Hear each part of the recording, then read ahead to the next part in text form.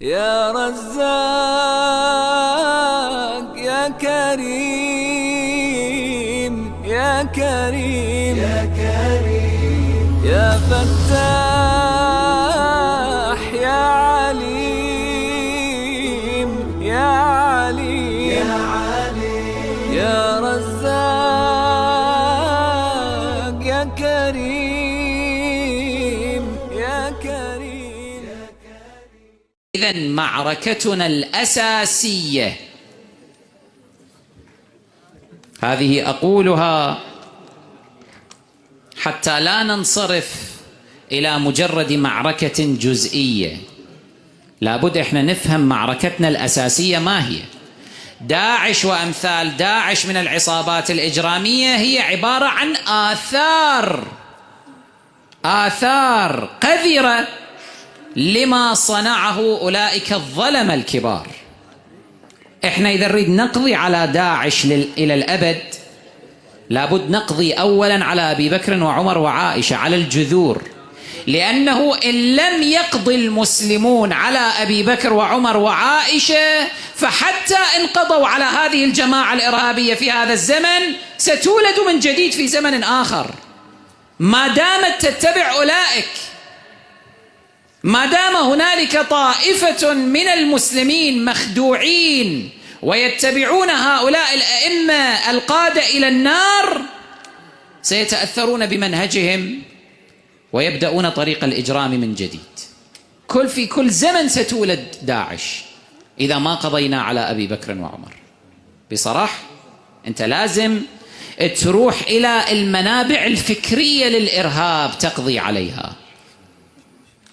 لهذا الجهد يجب أن ينصب في المقام الأول على توعية المسلمين بإجرام هؤلاء ودعوتهم إلى البراءة منهم. جهد التشييع، تشييع الناس، تحويلهم إلى رافضة أبرار، هذا الذي سيقضي على الإرهاب نهائيا. لو تحولت الشيشان مثلا كلها إلى بلد رافضي كما تحولت إيران إلى بلد رافضي فيما قبل، سيخرج منها واحد إرهابي في المستقبل يفجر بالناس ويقتل بالناس؟ لا، لأن يعني بيئة الإرهاب أنت دمرتها، البيئة الفكرية العقدية دمرتها. إذن ينبغي أن لا نتناسى دورنا الأول. أنا مطمئن وواثق أننا في هذه الأيام إن شاء الله تعالى سنعيش أيام الانتصارات. أنا واثق مطمئن. ما يكتب الله عز وجل لهؤلاء الإرهابيين الأوغاد نصرا علينا، إحنا ننتصر عليهم إن شاء الله تعالى، ولكن بشرط ألا نفرط بمهمتنا الأولى.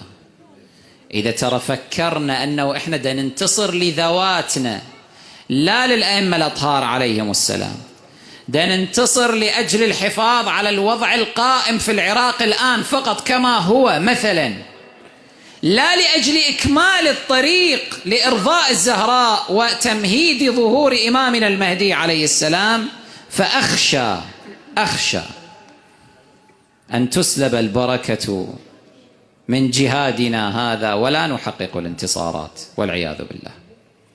خلي الواحد منا هذا الذي يجاهد هؤلاء الإرهابيين القتلة يجعل نيته خالصة لله، يقول إنما أطلب الله والدار الآخرة، أريد أن أرضي عني إمام زماني عليه السلام، أقاتل هؤلاء لا بنية دفعهم فقط عن أرضنا ومقدساتنا، وإنما أقاتلهم وأنا أستشعر أني أقاتل أذيال كبار الظلم الذين ظلموا أهل بيت النبوة عليهم السلام، وأنني سأكمل الطريق.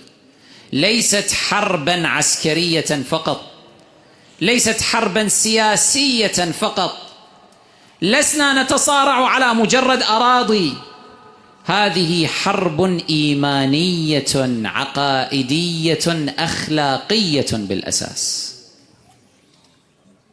دعونا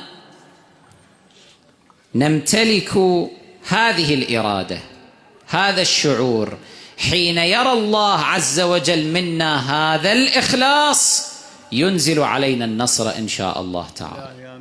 ما ثار أحد لدم الحسين ولدم الزهراء ولرسول الله وأهل بيته الطاهرين عليهم السلام وخذل، ينتصر بالنتيجة إذا كانت هذه نيته. لا لا لا لا لا لا لا لا لا